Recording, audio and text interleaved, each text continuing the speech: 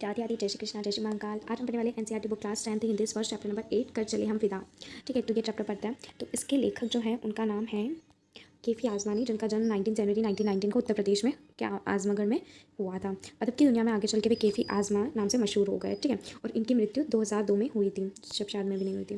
केफी आजमा की गणना प्रगतिशील उर्दू कवि, मतलब ये उर्दू कवियाँ लिखते थे। केफी की कविताओं में एक और सामाजिक और राजनीतिक जागरूकता का समावेश है। मतलब ये जो कविताएं लिखते हैं उसमें सामाजिक और राजनीतिक दोनों का मिश्रण पाया जाता है। तो दूसरी और हृदय की कोमलता भी है, मतलब हृदय से जुड़, इनकी जो कविता है वो हृदय से जुड़ जाती है। ठीक है, तो हम इनकी कविता पढ़ेंगे तो हमें पता चल ही जाएगा। अपनी युवावस्था में मशहूर में वाही पाने वाले केफी आजमी ने फिल्मों के लिए सैकड़ों बेहतरीन गीत भी लिखे हैं। मतलब कि अब ये इतने मशहूर है कि इन्होंने फिल्मों के लिए भी गीत लिखे हैं। 10 मई 2000 को वो दुनिया से बेवक्त हो गए, मतलब कि चले गए।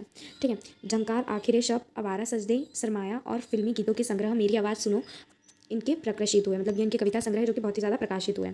अपने रचना कर्म के लिए केफी को साहित्यिक अकादमिक पुरस्कार सहित कई पुरस्कारों से नवाजा गया। केफी कलाकारों के परिवार से थे। इनके तीनों बड़े भाई भी शायर थे। पति शौकत आजमी, बेटा शबानी आजमी और आजमी मशहूर अभिनेत्री हैं। ठीक है, मतलब कि बहुत ही कलाकारों की फैमिली से बिलोंग करते थे। इनकी पत्नी शौकत आजमा, इनकी बेटी शाबाना आजमी जो कि मशहूर अभिनेत्री है। ठीक है, तो इनकी बेटी का फोटो बता। सो ये इनकी बेटी है जो कि बड़ी होकर एक अभिनेत्री बनी, ये देख सकते हैं आप। ठीक है, सो अब हम पढ़ते हैं ये चैप्टर। अच्छा गाइस, इस फोटो को देखकर आपको क्या समझ में आता है? आर्मी, इन्होंने हमारे देश के लिए कितना बलिदान दिया, हमारे देश का नाम ऊंचा किया। और ऐसा आर्मी का मेरा सल्यूट है। जो भी आर्मी इस देश के लिए शहीद हो गया, उनके आत्मा को भगवान सदा शांति दे। इसके लिए आप भी कमेंट में ज़रूर लिखना, ओम शांति हो उन सभी जवानों के लिए जिसने इस देश के लिए अपने आप को कुर्बान कर दिया। तो इस कविता में कवि कह रहे हैं कि कर चले हम फिदा जानो तन साथियों, अब तुम्हारे हवाले वतन साथियों।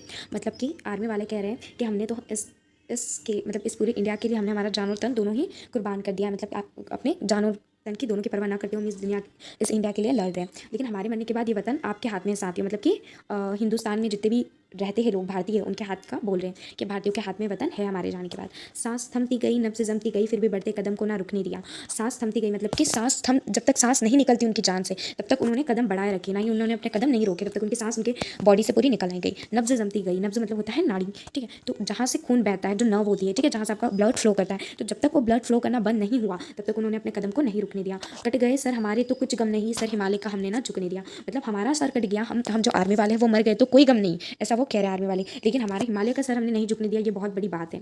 ठीक है, मरते मरते रहा बागपन साथियों, अब तुम्हारे हवाले वतन साथियों।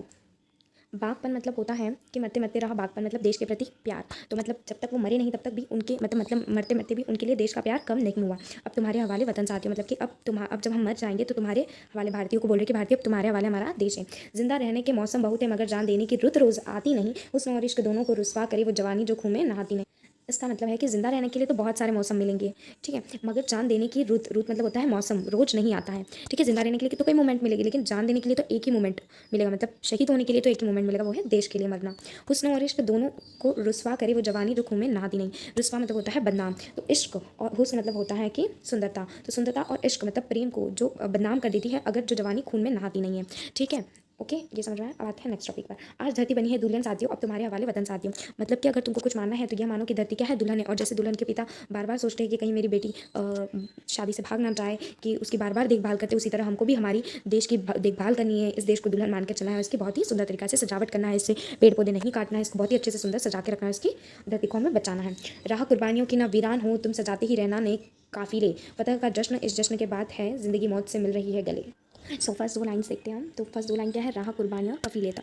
राह कुर्बानियों की ना वीरान, वीरान मतलब होता है सुनसान, तो मतलब कुर्बान मतलब कि देश के लिए कुर्बान होने की जो गली है वो सुनसान नहीं होनी चाहिए। जब हम मर जाए तो दूसरे लोग तैयार होने चाहिए इस देश के लिए। ठीक है, तुम सजाते ही रहना नए काफिले, काफिले मतलब समूह को कहा जाता है कि तुम आर्मी तैयार ही रखना, जैसे ही हम मरेंगे तो दूसरा समूह आर्मी का तैयार होना चाहिए लड़ने के लिए। फतेह का जश्न इस जश्न के बाद है, जिंदगी मौत से मिल रही है गले। फतह मतलब होता है जीत, तो जीत का जो जश्न है इस जश्न के बाद है, जिंदगी मौत से मिल रही है गले। मतलब जैसे ही हम आए इंडिया के लिए, हम मतलब लड़े, ये जीत नहीं है, जीत तब है जब हम इसके लिए मरे।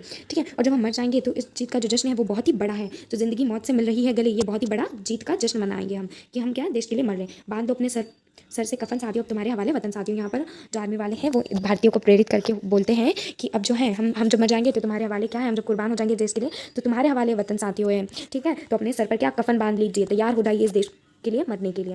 अब आते हैं नेक्स्ट पंक्तियों पे। खींच दो अपने खून से ज़मीन पर लकीरें, मतलब कि अपने खून से ज़मीन पर लकीरें खींच दो, इस तरफ आने पाए ना रावण कोई। रावण मतलब कि बुरे लोग कोई भी नहीं आ पाए, मतलब ऐसी खून से लकीरें खींच दो इस देश के ऊपर कि कोई नहीं आ पाए इस देश के अंदर। तोड़ दो हाथ अगर हाथ उठने लगे, छू ना पाए सीता का दामन कोई। सीता यहाँ बोला गया है धरती माँ को कि उस हाथ को तोड़ दो जो सीता माँ पर हाथ लगाने जाए, ठीक है। सीता माँ मतलब कि इस धरती को हाथ लगाने जाए, उस हाथ को ही तोड़ के रख दो तुम, ठीक है। ऐसा आर्मी वालों को कहा। राम भी तुम ही लक्ष्मण साथी हो, अब तुम्हारे हवाले वतन साथी, मतलब राम भी तुम हो, लक्ष्मण भी तुम हो, तुमको ही इस पूरे इंडिया को बचाना है, ठीक है। मतलब सीता माँ को बचाना है, तो अब तुम्हारे हवाले वतन साथी हो, तो जब हम मर जाएंगे तो तुम्हारे हवाले क्या होगा, वतन साथी होगा। तो ये कितना अच्छा, मतलब कितना हार्ट टचिंग ये कविता था। अगर आप इसको खुद से समझने की कोशिश करें तो आपको बहुत ही हार्ट टचिंग ये कविता लगेगा। बहुत अच्छा कविता इन्होंने लिखा था। तो एक जो लाइक है इस वीडियो का, या फिर अगर आप इस वीडियो को लाइक नहीं करना चाहते तो प्लीज़ आर्मी वालों के एक लाइक ज़रूर कर देना, क्योंकि यही हमारा देश है जो कि हमारे लिए मरता है गाइस, और हमको इसके लिए ज़रूर मरना। Thank you for watching my videos. तो मेरा इस जो वीडियो का मकसद ये नहीं था कि मैं सिर्फ आपको चैप्टर समझाऊँ, मेरा वीडियो का मकसद ये था कि ये कितनी कुर्बानियाँ करते हैं, उस कुर्बानियों को आपको समझाऊँ। एक वीर अपनी फैमिली को छोड़ देता है, एक जवान अपनी फैमिली को छोड़ता है। हम लोग क्या करते हैं, देश में लेकर भाई भाई लड़ाई करते हैं, हिंदू मुस्लिम ही लड़ाई करते हैं क्या? इसलिए हमारे जवान जो है वो जान दे रहे हैं अपने, कि हम जो है अंदर देश के अंदर बैठकर लड़ाई करें। हिंदू मुसलमान सब एक है गाइस, सब एक हैं, ठीक है। ये हिंदुस्तान है जहाँ पर हिंदू मुसलमान सब रहते हैं, क्योंकि हिंदुओं का स्थान है, ठीक है गाइस। तो प्लीज़ हिंदुस्तान को ऐसे ही बचा कर रखें, हम हमारे देश को कब बचाएंगे? यही तो है कि क्या बोल रहे हैं यहाँ पर सैनिक, यही तो बोल रहे हैं कि अब तुम्हारे वतन जो है वो तुम्हारे हवाले है, हिंदू मुस्लिम दोनों के हवाले है, दोनों को चलाना है इस देश को, ठीक है। तो लड़ाई झगड़ा छोड़ो और इस देश के लिए कुछ करो, प्लांट्स लगाओ, ट्रीज़ लगाओ, आर्मीज़ में जाओ, ठीक है। तो मेरा वीडियो का मोटिव यही है कि हिंदू मुसलमान दोनों एक रहें। और एक और जो वीडियो का मेरा मिशन है वो है कि आपको मैं कुछ आर्मी वालों के बारे में थोड़ी सी इन्फॉर्मेशन दी। सो एक इंडियन आर्मी की सैलरी कितनी होती है ये मैं आपको बताना चाहूँगी। देखो, एक इंडियन आर्मी जो कि अपने अपने आप को हवाले कर देता है इस देश के, वो इस लेवल 8 पे होता है, ठीक है। लेकिन जो बड़े बड़े होते हैं आर्मीज़ में वो लेवल 11 पे होते हैं, जो सही में मतलब सिर्फ जो कमांड करते हैं उनकी जान को बहुत कम खतरा होता है, ठीक है। तो एक जो इंडियन आर्मी है उसकी सिर्फ 9,300 रुपये महीना सैलरी है, ठीक है। और उसके हाथ में सिर्फ इतना ही पैसा आ सकता है, ठीक है। कैश इन हैंड सिर्फ इतना ही होते हैं, इनके ज़्यादा पैसे इनको नहीं आते। तो गाइस इनकी सैलरी डिमांड्स हम इस गवर्नमेंट से रिक्वेस्ट करते हैं कि इनकी सैलरी प्लीज़ बढ़ाइए, क्योंकि ये अपनी जान तक दे रहे हैं आपको, ठीक है। और ऐसा नहीं है कि वो अपनी जान दे रहे तो उनका सिर्फ कुछ सैलरी के लिए दे रहे, नहीं, वो अपने देश के लिए सही में कुछ करना चाहते, तो उनको सही में उस जो वो काम करे उसके लिए उसको पेमेंट भी इतना मिलना चाहिए। Thank you for watching my video. Radhe Radhe, जय श्री कृष्णा, जय श्री महाकाल।